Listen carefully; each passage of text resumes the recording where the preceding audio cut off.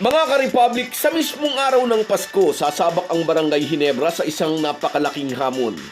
Haharapin nila ang Converge Fiber Xers at dihado rito ang Gin Kings dahil hawak ng Converge ang twice to beat advantage.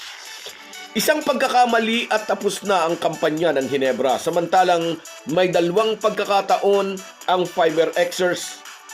Kahit nanalo ang Ginebra kagabi kontra Titan Ultra, bago pa man ang larong ito'y sinelyohan na ng talk and text ang kapalaran ng Gin Kings nang talunin ng TNT ang Magnolia sa mas naunang laban. At bagamat ang Ginebra ang crowd favorite, dihado sila ngayong quarterfinals. May mga drastic adjustment na kailangan nilang gawin upang makarest back sa Converge. Pag-uusapan po natin yan, pero bago ang lahat ay maglalambing po ako sa inyo na isubscribe ninyo itong ating channel at kung di masyadong makakaabala ay i-like at paki-share na rin ninyo. Malaking bagay po yan sa aming mga vlogger. Maraming salamat. Mga ka-Republic, hindi lang Aguinaldo ang hihintayin ng mga fans sa pagsapit ng Pasko.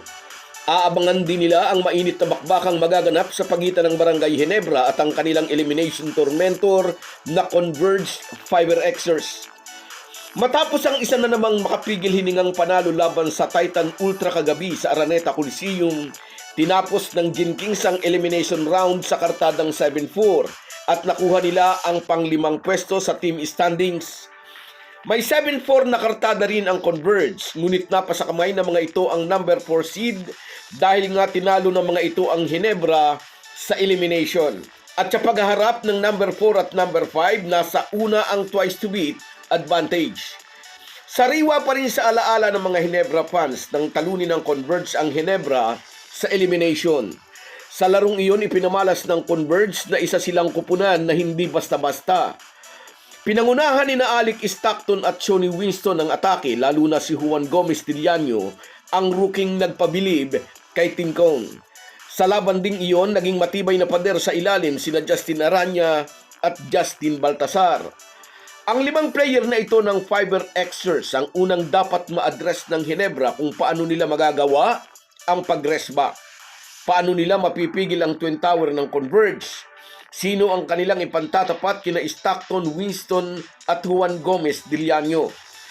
May mga krusyal na adjustment na kailangang magawa si Team Cone kung ayaw nilang magbakasyon ng maaga. Kailangang matapatan ni na Scottie Thompson, Stephen Holt at Ardia Barrientos ang bilis ng backcourt ng Converge.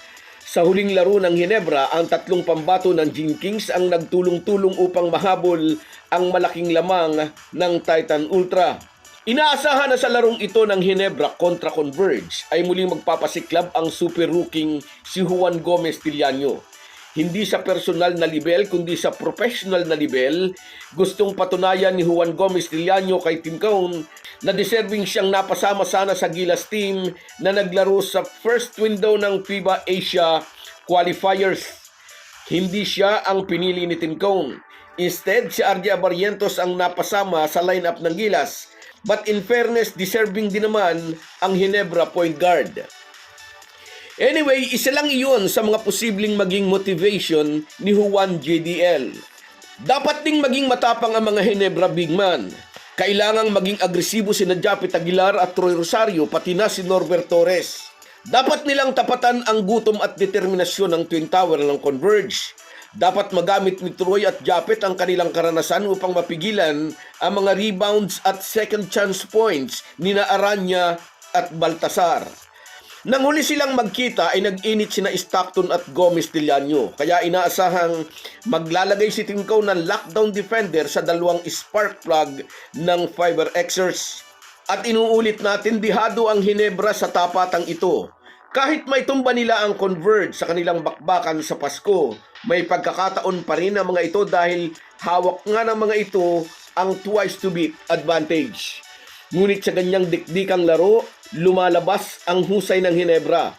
Sa ganyang pagkakataon, lalong lumalakas at nakikita ang kanilang never say die attitude. So guys, yan lang muna. Hanggang sa muli. Kung wala po kayong mga viewers namin ay walang magtatagumpay na vlogger. Kaya salamat po sa inyong panunood. Shoutout sa iyo, Norman Flores. Merry Christmas in advance. Ilang araw na lang, kabayan. Salamat sa panunood. Sa iyo rin, Lawrence Coreg. Yes, Merry Christmas din sa iyo. Shoutout. At sa iyo rin, shoutout. Merson Kabady Vlog mula naman sa Oman. Laging nagsisimbang gabi ito sa Oman. Sa iyo rin, Ray Arabit. Yes, mahirap daw ang katayuan ng Ginebra pero kaya yan, kaya yan. Sa iyo rin, shout out Enrico de Guzman. Nasa Belgium ito. Merry Christmas sa iyo, kabayan. White Christmas ka dyan. At sa iyo rin, Armando de Leon. Kaya yan, laban lang, NSD, sabi niya. At sa iyo rin, shout out Borlagatan Donald. Maganda rin ang Pasko nito. Nasa Singapore. Shout out sa iyo, kabayan. Sa iyo rin, RG Labutong. Sana manalo ang Ginebra at Magnolia para twice to beat daw ang Ginebra. Sa iyo rin, RJ Lanorio. Yes, eksakto ganyan ang nangyari. Kaya twice to beat ang Converge. At sa iyo rin, Binhamin Hapayan. Maraming salamat sa inyong lahat. Kahit gaano po tayo kabisi, ay huwag po nating kalimutan ang ating buhay espiritual. Lagi po tayong magpasalamat sa bawat araw na dagdag sa ating buhay. Malaki po ang maitutulong ng pananalangin araw-araw. Isang paalala po mula sa inyong Halo-Halo Sports Republic.